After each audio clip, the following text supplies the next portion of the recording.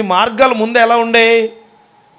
కళ్ళు మూసుకుని మన ప్రార్థన ఎలా ఉంటుందంటే, మన మార్గం చెప్తా మామూలుగా బేసిక్ క్రిస్టియన్ ప్రార్థన ఎలా చేసుకున్నాంటే, యేసయ్యా థ్యాంక్ యూ, ఈరోజంతా కాపాడో, మరి పడుకుంటాను, నాకు తోడుండు, మళ్ళీ లెగిస్తాను. ఇదా అయిపోయింది ప్రార్థన. చాలామంది బేసిక్ అలా కాదు. చెప్తున్నాను, గుర్తుపెట్టుకో.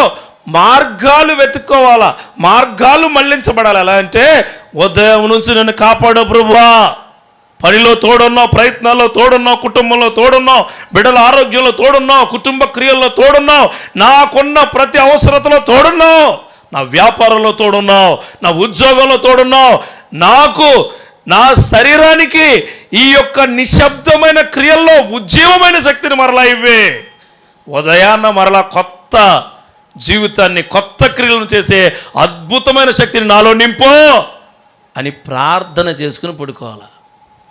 అది ప్రతిరోజునంట కొత్త రకంగా ప్రార్థన చేయడం నేర్చుకోవాలట. దేవుడికి స్తోత్రం కలుగును గాక. You have to find out new way.